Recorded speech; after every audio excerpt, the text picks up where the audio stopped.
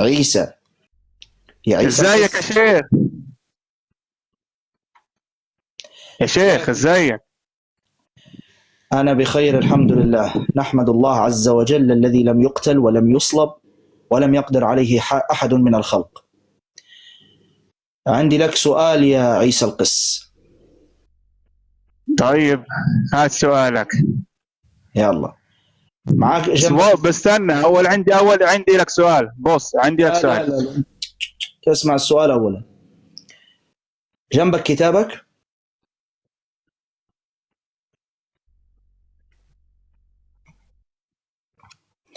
هل كتابك اللي ساعة ببعت ثلاث واخد بالك؟ يا القس، جنبك كتابك ولا لا؟ اوكي. بس طب قل لي كيف بدي ابعت كاست الك؟ قل لي كيف، اعطيني الطريقة. انت اول شيء، اول طريقه تعملها انك تبعد من فمك طيب يا شيخ السماعات. اوكي، شو والله شريت هيدسет عشان بس احكي معك، جديدة يعني. يا هذيك خربانة، اشتريت واحدة جديدة كرمالك. يا قس شكرا. عيسى، يعني نصعدوك لما يحين دورك. تخيل أنت تتكلم الآن، نصعدوا شخص آخر ونقطع الكلام عليك. بس ما تقطع الكلام، خلينا ناخذ ونعطي مع الشيخ.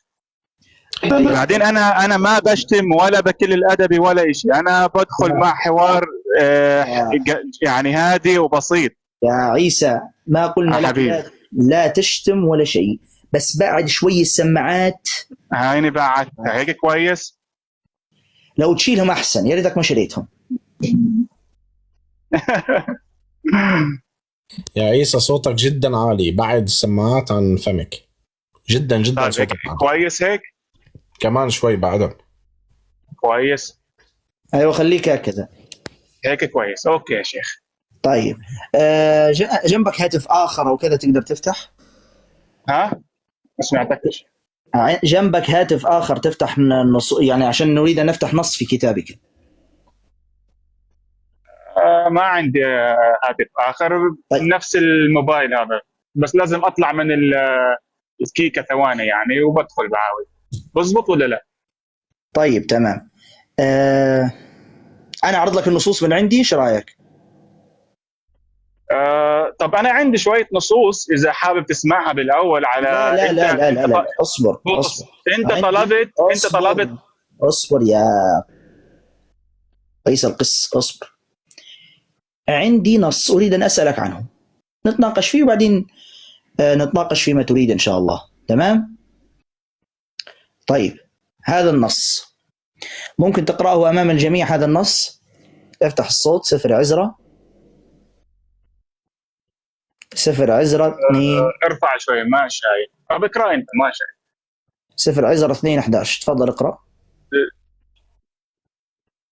بنو بابيست. بنو باباي. بنو باباي يا رجل، اين بابس يا اقول لك مش شايف منيح عشان ها حط لك في وجهك يعني.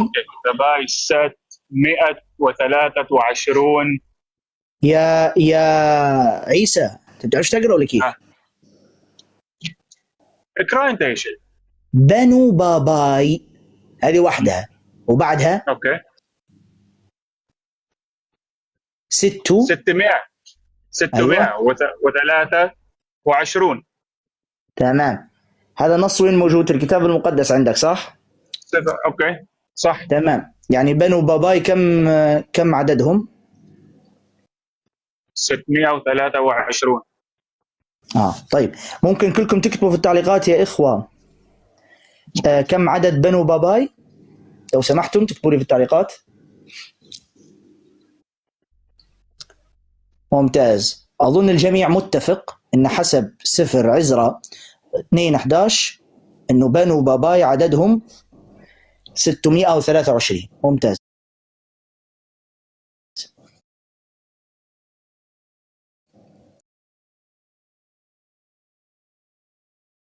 لو سمحت. بنو باباي 628. ايش؟ 628. انت يمكن ملخبط، مش الان قلت ان هم 623؟ كيف الشاشه مش واضحه ولا كيف؟ امسح شاشه الهاتف. 628. طيب امسح الشاشه شوي، امسح وتاكد معلش. بنو باباي 600 انا شايفها و23. شايفين 28.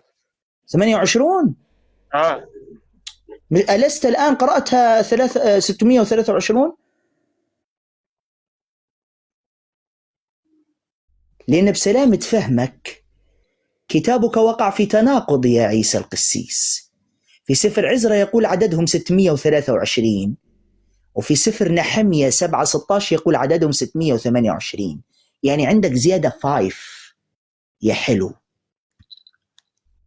تفضل حل هذا التناقض اللي موجود في كتابك.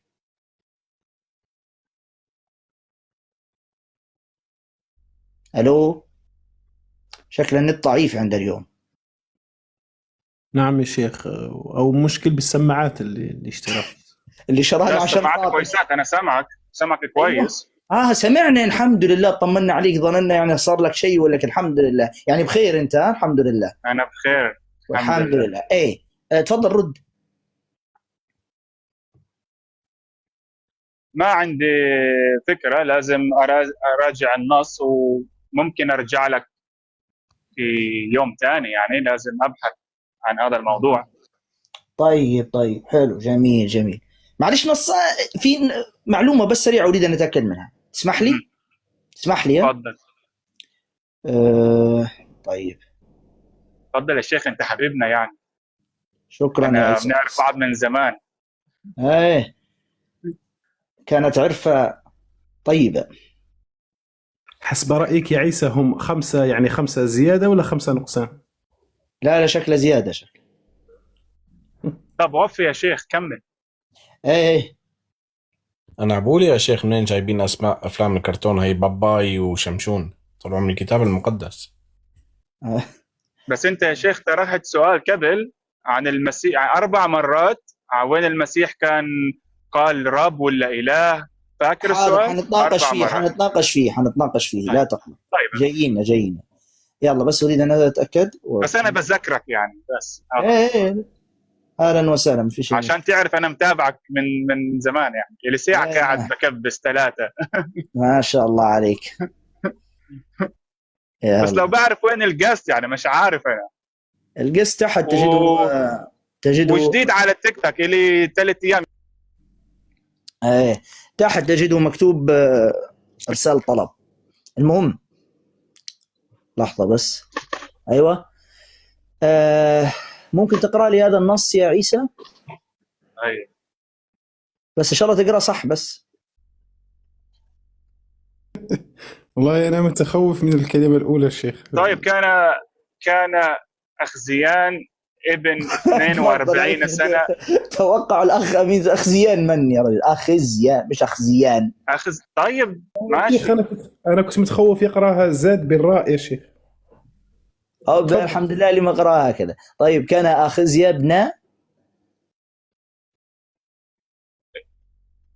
42 سنة.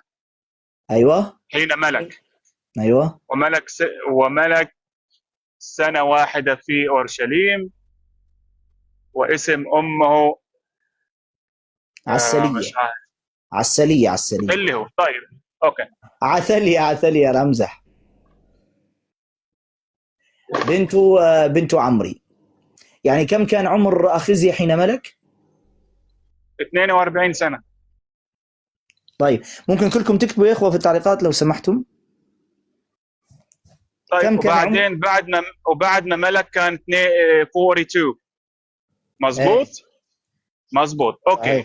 كلكم كتبتوا 42 صح؟ طيب وهنا يا أخزيا 42 بعرف النص 42. ايه وكان أخزيا ابن كم؟ 42 بعرف النص، بحكي لك من دون ما اقرا يا يعني 22. كم كان عمره؟ يعني 22 سنة هنا صح؟ في سفر الملوك صح؟ 22 نعم. حلو، بما انك تعرف النص الحمد لله انك انت بتعرف النص. طيب جاوبنا، أيهما هو الصح؟ هو أصبر أول بس اسمع كان سؤال. أول. اسمع خلينا سؤال. أجاوبك. طب يلا روح. ما اسمع سؤالي جيدا. أيهما الصح؟ اللي قال كتابك 42 ولا برضو اللي قال كتابك 22؟ 42.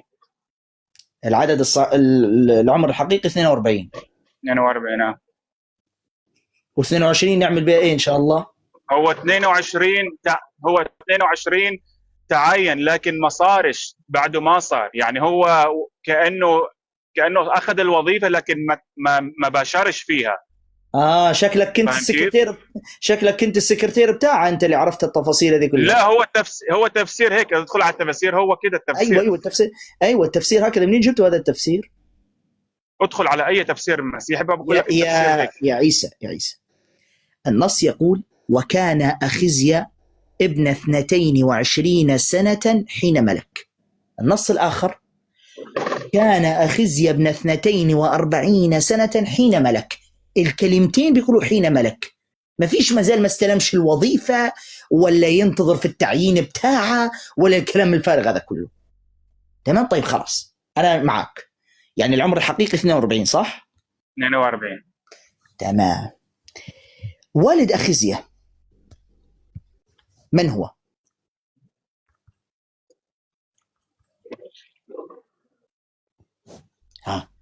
تعرف هذه؟ انت تعرف الان انك انت ورطت نفسك ورطه العمر. لا ما ورطت هذه. هو ادخل. هو أخزيا اصلا ابن من؟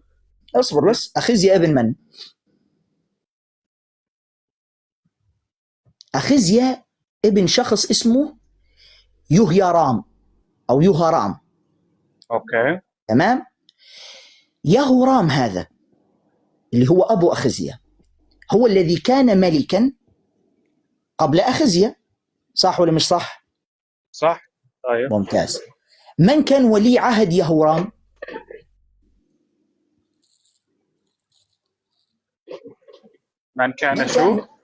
من كان ولي عهد يهورام حين كان يهورام الملك؟ ما بعرف. هو أخزيا كان هو ولي العهد ابنه. يهورام كان ملكا واللي كان ولي عهده هو أخزيا. اوكي كويس. هذا كما يقول سفر الملوك كذلك. كويس. عادة الملك لما يموت يستلم مباشرة بعده ولي العهد، صح ولا مش صح؟ هذا عبر التاريخ، ولا حتخالفني في هذه؟ لا مش راح اخالفك. ممتاز. يهورام لما مات كم كان عمره؟ اقرأ النص. كان عمره 40. أنا عارف النص. كان عمره 40. يهورام لما مات كان عمره 40. ولي عهد من؟ ابن أخزيا. يعني أول ما مات يهورام في عمر 40 اللي استلم بعد من؟ أخزيا. وانت قلت أخزيا كان عمره 42، يعني أكبر من أبيه بسنتين. مش قلت لك ورطت نفسك ورطة العمر؟ ولذلك يا إخوان هو طبعا لخبط، هو عيسى لخبط. تمام. علماء النصارى قالوا العكس، قالوا رقم 42 غلط من الناسخ لما كان بينسخ كتاب النصارى.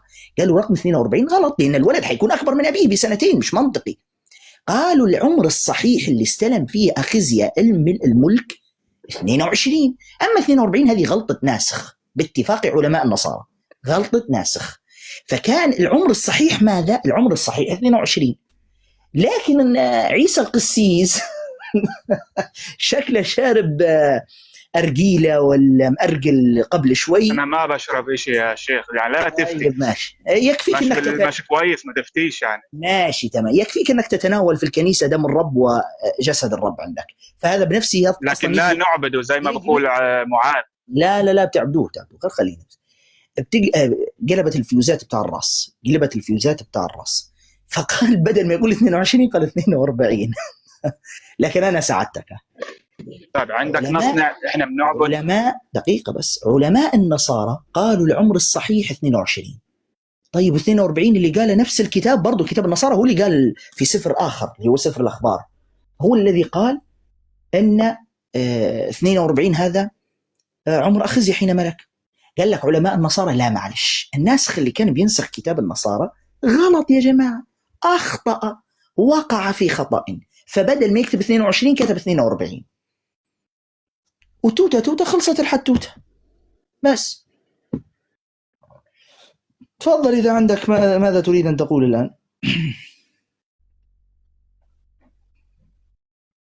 افتح المايك يا عيسى. طيب انت فتحت المايك، مش عارف ليش بتسكروه يعني يا شيخ. يعني انت بامكانك تقول استنى، انا بستنى يعني.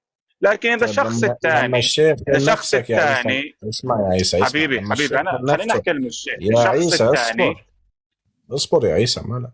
لما الشيخ يتكلم من نفسك اهدأ، ولا تقاطع الشيخ، ولا تتكلم عندما يكون هو يتكلم، عندما ينتهي تتكلم.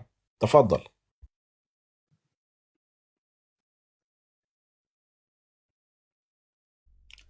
ماشي اوكي. ماذا تريد يا طيب عيسى؟ يعني انتم بتعتقدون يعني انت وبسمع كمان معاذ وغيره بتعتقدون ان احنا نعبد الجسد والدم، وهذا ما فيش اي واحد بيقول هيك، فيش اي مسيحي بيؤمن بهذا. وبتعتقدون ان الأنبا أثناسيوس ما فيش قال ذلك. ثلاثه. الأنبا أثناسيوس يا قال عمي ذلك. اعطيني نص من الانجيل، مش انت بس تؤمن بالقران، واذا جبت لك شيء من برا القران تؤمنش فيه. اعطيني شيء من الانجيل. ما فيش. طيب يعني أنت لحظة. أنت الآن برافو عليك غيرت كلامك. قبل قليل قلت ما فيش مسيحي قال إن نحن بنعبد جسد المسيح، ولما جبت لك أثناسيوس الرسولي هو الذي قال ذلك، راح تقول لا جيب لي من الإنجيل. خلاص أنا موافق. تريد أن نتناقش من الإنجيل فقط؟ تريد أن نتناقش من الإنجيل فقط؟ تريد أن نتناقش من الإنجيل فقط؟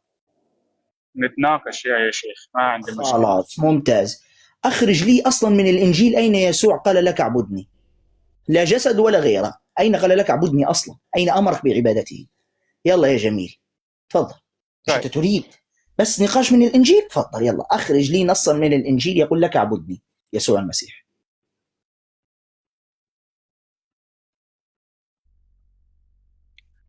طيب افتح معايا سفر الرؤيا 21:7. اقرأ. افتح معايا. اقرأ، ما فاتح معك سفر الرؤيا كم؟ 21:7. يلا سفر الرؤيا. هذا النص يأمرك يسوع يأمرك بعبادته. لا، هذا النص بيوضح أن المسيح هو إله، ردا على السؤال اللي قبل. افتح يا ابني، أنا سألتك سؤالا قلت لك أين قال لك يسوع المسيح اعبدني؟ بس افتح النص هذا، افتح. أخرج، سنأتي لهذا النص، لكن لا تنتقل من نقطة لم ننتهي منها. أخرج. طيب افتح يوحنا 15:15. اسمعني، نحن نتكلم الآن عن أمر معين، ألا وهو أخرج لي من الإنجيل أين يسوع قال لك اعبدني. عندك نص يقول فيه يسوع اعبدني، يقول لك اعبدني أو لكم اعبدوني؟ هل يوجد؟ هل يوجد؟ طبعا النت ولا كيف؟ سماعات شكل مش تمام على فكرة. سمعني؟ سمعني؟ لا مش سامعك. سمعني. قلت لك افتح يوحنا 15:15. لا شفتوا العباط أنتوا؟ سمعني. هو كان ساكت أصلا. ماذا قلت يا عيسى؟ قلت، ما أنا قلت 3 مرات افتح إنجيل يوحنا 15:15. اسمع. قبل أن نفتح أي شيء، سمعت سؤالي ولا لا؟ سمعت سؤالك. ما هو سؤالي؟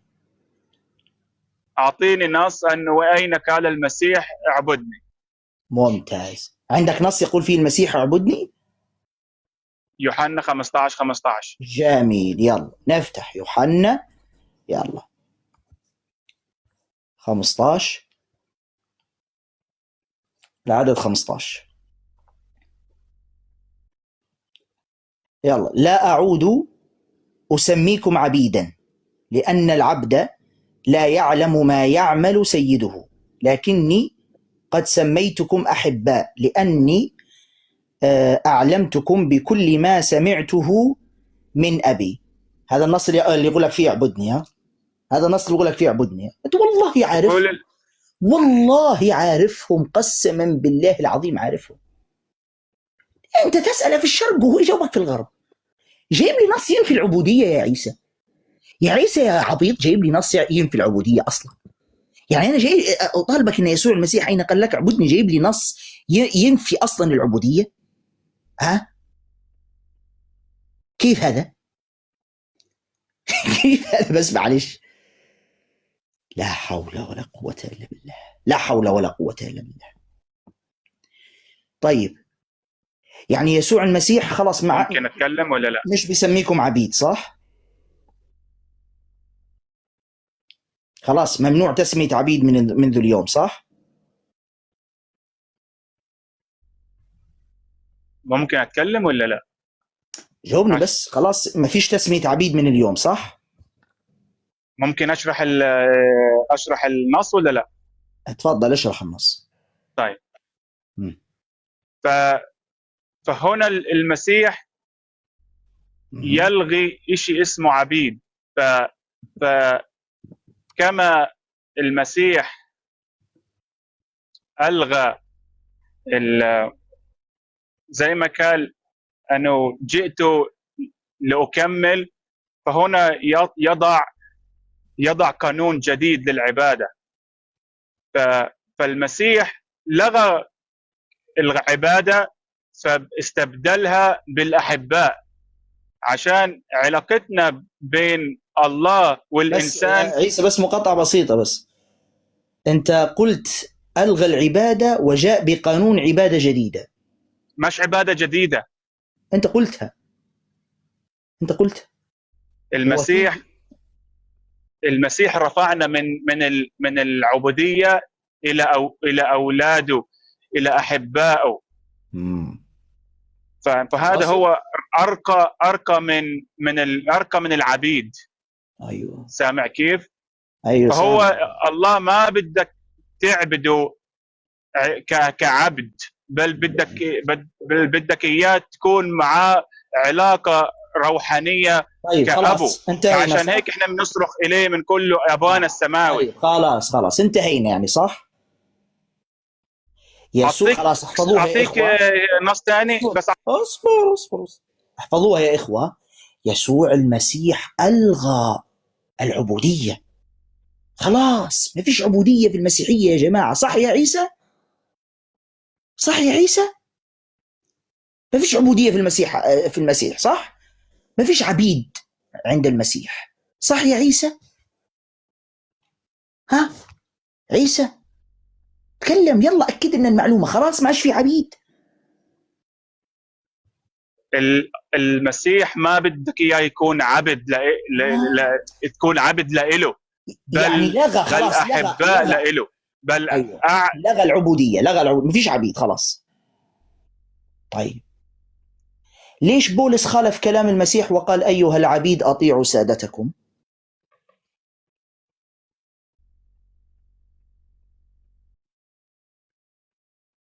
بولس بتكلم مع مين هون؟ مع جدك. أيها العبيد. مش خلاص ما فيش عبودية، ممنوعة كلمة عبيد. كيف بولس رسول المسيح كما تقولون يقول أيها العبيد أطيعوا سادتكم؟ مش لغاها العبودية؟ أنت أمام خيارين، يا إما بولس واحد كذاب مش تابع للمسيح ويحرف في كلام المسيح، يا إما العبودية ما التغتش. اختر وأحلاهما مر. تفضل. هل بولس خالف؟ وين ورجينا النص، اعطينا اقرا النص. سلام ورجيك، انا بورجيك. وين؟ افسس 6:5. أيوة. ارفع النص اشوفه. اطلبوا شوف انت التشبيه. شوف انت التشبيه. قال لك اطيعوا ايها العبيد اطيعوا سادتكم كما للمسيح، يعني برضو عبيد للمسيح انتم. والله يعني اطيعوا المسيح كما انتم كما تطيعوهم، اطيعوا المسيح. لكن كيف ناداهم؟ نداهم بالعبيد، يعني يا أيوة، قوم خلاص يا انتهى. عبيد، يعني هو بنادي عليهم. مش التغت لكن العبودية. مش التغت لكن الله العبودية ما بده يا عيسى، مش التغت العبودية. ليش يقولون أيها العبيد؟ مش المفروض التغت العبودية؟ خلاص التغت. أنت قاعد تعطينا في خطبة كاملة إن العبودية التغت. طيب أنت هل تعلم أن يسوع المسيح نفسه عبد؟ هي يسوع المسيح نفسه عبد، كما جاء في العهد الجديد أن إله إسحاق مجد عبده يسوع. يعني يسوع بنفسه عبد. يسوع قال عنه بولس آخذا صورة عبد. يسوع آخذا صورة عبد، يعني أنت بتعبد عبد. أنت بتعبد عبد. شفت الحكاية كيف ماشية؟ أنت بتعبد يسوع المسيح اللي قال عنه كتابك عبد. مسخرة ما بعدها مسخرة، أقسم بالله مسخرة ما بعد. حتى والله يظن كفار قريش يستحون من ذلك. أبو جهل حاليا قاعد يبكي في زاوية، يقول أبو جهل قاعد يقول ما هذا الكفر. تخيل فرعون الأمة قاعد يقول لك ما هذا الكفر. أنا متأكد قاعدين لما الآن في جهنم وهم قاعدين مستغربين من عقيدة النصارى، بيعبدوا عبد. بيعبدوا عبد، يعني نقة سودة نودة. بس انت تريد ان تتكلم يا عيسى بعد الفضائح هذه كلها؟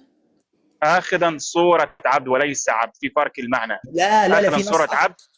لا اسمع، في نص آخر يقول عنه عبد. في نص آخذا صورة عبد يعني صار إنسان، صار يشبهنا. عيسى هذا نص وليس عبد. اسمع، تنفي ان يسوع المسيح عبد؟ آخذا صورة عبد وليس عبد. اسمعني، تنفي يسوع المسيح، تنفي ان يسوع المسيح عبد؟ تنفي عشان طلع لك النص بسرعة. انفي. هات النص. يا سلام. الله أكبر. هات النص. سخني. ايوه سخني عشان نحب التحديات. دقيقة واحدة. هات النص. وعندي حتى الترجمة. تنفي يا عيسى، تنفي أنه عبد؟ هات النص. لا شوف، هل ينفي أن في نص يقول عبد؟ خلي يسأل هذا السؤال. نعم أنا سألته، هو ما هو يعني عارف أنه الشيخ عنده الجواب. تفضل يا عيسى. هل تنفي؟ لا هو آخذا صورة عبد، يعني هو كإنسان هو كعبد. نعم. هل هو سائرا في شبه الناس. افتح فيليب 2 آخذا صورة عبد. أنا عارف. فيليب 2:6 أنا أجيب لك إياها. لكن هو معادنا لله. معادنا لله. اسكت يا عيسى. اسكت يا عيسى شوية. عيسى اسكت شوية. أنا اللي جبت لك النص أصلا. اهدأ يا عيسى اهدأ يا أخوة. التكبيس جدا ضعيف، خلونا نوصل 10 مليون تكبيس، الله يجزيكم الخير، ونوصل 60,000 شير. اللي قادر يحقق الأهداف جزاكم الله خيرا يا أخوة. ولا تنسوا الاشتراك بالقلب جنب اسم الشيخ.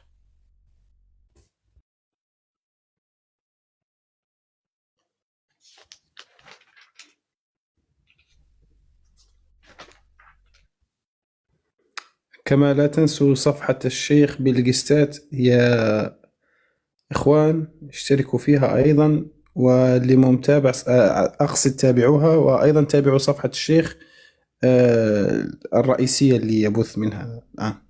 جزاكم الله خير. يلا صوتي واضح هكذا يا إخوة ولا لا؟ صوتي واضح يا إخوة؟ واضح يا شيخ واضح. يلا يا عيسى، هذا افتح صوت يا عيسى. سفر أعمال الرسل الإصحاح 3 والعدد 13. عدد 13. يلا اقرأ. إن إله إبراهيم وإسحاق ويعقوب إله آبائنا قد مجد. اقرأ. وين؟ اقرأ. وين مجد؟ أيوة الكلمة هذه اقرأها. عبده يسوع. عبده من؟ يسوع. وين هذا موجود؟ أعمال الرسل. هذا كتاب إيش؟ هذا كتاب من هذا؟ كتاب المقدس. يعني موجود النص. شفت؟ موجود. طيب. النص صح؟ ما هو ماخذ صورة عبد يا شيخ. ما فيش في هو النص إنسان كعبد. ما في. اقرأ أنت فيليب اسمع 2. يا عيسى، اسمع يا فيليب عيسى، 2 بطل 6. الحركات هذه. عيسى بطل هذه الحركات. أنت ما فيش. حرفيا قلت اسكت واسمع. أنت قلت ما فيش كلمة عبد، نفيت كلمة عبد، نفيت كلمة عبد، قلت ما فيش كلمة عبد. كلهم سمعوك والحوار مسجل وسينشر بإذن الله. أنت نفيت وشددت عليه. أنا ما قلت أنا ما فيش. لا قلت راجع نفسك، راجع، افتح كتاب هكذا مراجعة مع شوية تكبيسات هكذا، تمام، شوية بهارات مع التكبيس، إن شاء الله تعالى ينفع معك. يلا مع السلامة. قد قصفت جبهتك اليوم لما فيه من الكفاية. تفضل يا عيسى، بس عندما يتكلم الشيخ لا تقاطعه يا عيسى. يا عمي عارف، مش أنا الله عارف والله بعرف. تفضل، يلا تفضل يا شيخ شكرا أول شيء لأنك أسعدتني مرة ثانية وأعطيتنا فرصة ثانية، متشكر على راسي. وبعدين بالنسبة للعبد قلت لك فيليب 2 6 المسيح أخذ صورة عبد. يا عيسى يا عيسى خليني أرجوك يا عيسى اصبر، يا عيسى اصبر. انت قاعد بتفاجئني، يعني انت قاعد بتفاجئني بالنص الذي يقول اخذا صورة عبد. يا اخواننا ما سمعتونيش وانا قلت لا قبل ما يقولها؟ قلت له عندك نصين، نص يقول انه اله اسحاق مجد عبده يسوع، والنص الاخر يقول اخذا صورة عبد. انت قاعد تتفاجئ فيه، يعني عارفين النص في رسالة بولس الى اهل فيلبي آخذا صورة عبد، عارفين، بس أنا بكلمك عن النص الآخر اللي في سفر أعمال الرسل، مجد عبده يسوع. المهم أنت يعني طيب كمل، يلا كمل. لا حول ولا قوة. المهم بعدين أنا يوم أول ما دخلت إذا فاكر قلت لك بدنا نحكي، أنت طلبت نص عن المسيح إله ولا رب وهيك، وأربع مرات قلت لك. بعدين أنت قلت لي بدك ترجع لي وما رجعت ونزلت، فما اعطيتني فرصه. تفضل يلا اتكلم معك. مظبوط ما اعطيتني فرصه ولا لا؟ يعني الواحد يكون الحق يا شيخ. الآن لا نسيت، بس نسيت طيب. انك انت تريد ان تناقش الان معك. انت نسيت انت عقلك بدك تروح خلص، بدك تخلص. انت عقلك ايش؟ ماشي يلا يعني انت بس بدك تخلص وتاخذ واحد ثاني، ما بدك يعني تعطي الشخص فرصة للنهاية. احكي ما عندك الآن، ها ماذا تريد؟ احكي يلا. طيب. النت يقطع عندك. 21/7 ما سمعتك يا شو اسمك؟ ما سمعتك. سفر الرؤيا 21/7. سفر الرؤيا 21/7. سفر الرؤيا 21/7. ايه اقرأه. نعم اقرأ لي يا شيخ. نعم. يقول من يغلب يرث كل شيء وأكون له إلها وهو يكون لي ابنا. هذا النص اللي تتكلم عنه؟ يا هذا النص من المتكلم؟ الله. الله المتكلم؟ المسيح المتكلم ما شاء الله. يلا هات دليل أن المسيح هو قائل هذه الكلمة. لو قرأت النص راح تجد أن المسيح المتكلم. أين؟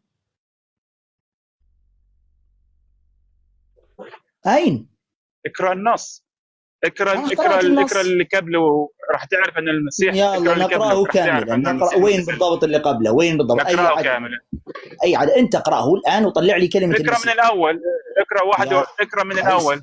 عيسى 21:1 من بداية. عيسى اسمع، أنا لست قارئا عندك، تفضل أنت اقرأ من الأول وطلع لي كلمة المسيح في النص.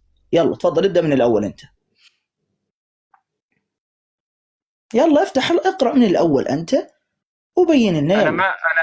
أنا إذا طلعت راح أطلع من البرنامج، فما عندي موبايل ثاني.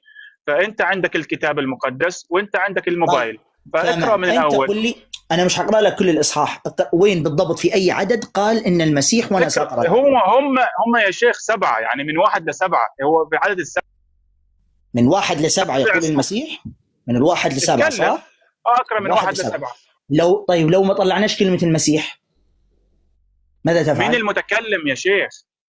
يا عيسى سؤالي واضح، أنت قلت من 1 إلى 7 المتكلم المسيح صح؟ طيب لو ما طلعناش كلمة المسيح ماذا ستفعل؟ تقلب وجهك مع شوريني وجهك صح؟ ماشي، تأكد طبعا هو مش ما فيش كده. افتحوا سفر الرؤيا يا إخوة 21 وابدأ من العدد الأول إلى العدد 7، ما فيش كلمة المسيح، بيخرط هو بس. ومع هيك يا شيخ اسمه الرؤيا يعني منام. هو لو بنتناقش في سفر الرؤيا هذا يعني موال آخر أساسا. هاي يا عيسى يلا تأكدت من النص؟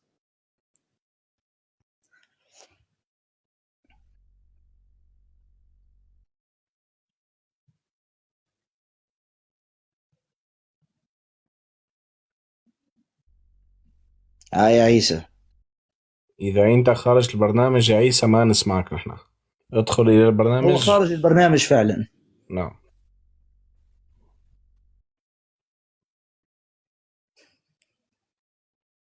في في في في الاصحاح 6 بيقول لك انا الالف والياء. عيسى انت قلت سفر الرؤيا اصحاح 21 صح؟ شن اخذك لي سفر الاصحاح 6؟ مش حسمح لك. طلع يلا هنا من ان القائل ان حبيبي في اصحاح 21 ايوه العدد السادس اللي ما قبل السابع بقول لك انا الاول انت لك انك تطلع. ايوه انا الاول هو الالف والياء والبدايه والنهايه صح. نعم. من هو الالف والياء والبدايه والنهايه؟ اين غير هنا المسيح. اسمعني، اين هنا المسيح؟ اسكت يا حمار كما وصفك كتابك، تكنش تعيط حمار ويجادل. كتابك وصفك حمار وقد صدق في سفر أيوب 11-12. أين هنا المتكلم إن المسيح؟ يلا طلع لي أنا الألف والياء، الله سبحانه وتعالى هو الألف والياء. وين هنا أن المتكلم المسيح؟ وين أن المتكلم هنا يسوع؟ هاي أخرج من النص. في كل الكتاب، في كل سفر الرؤيا المسيح عندما يقول أنا الألف والياء هذا شيء معروف. ما فيش مقال لم يقل ذلك. لا وين؟ أخرج لي من النص أن المسيح هو قائل هذه الكلمة. طب خلينا أسألك سؤال. ما تسألنيش أخرج لي من أنت تنكر أخرج لي ما تسألش أخرج لي من النص أن المتكلم هنا المسيح. إذا ما أخرجتش تنزل. يلا هي أي بصيرة تلصقوها في المسيح. أي نص أي واحد يتكلم أي كلمة أحطها في المسيح على طول في المسيح. طيب أنت أعطيك مفاجأة يا عيسى، أنت عارف أن الشيطان إله في كتابك؟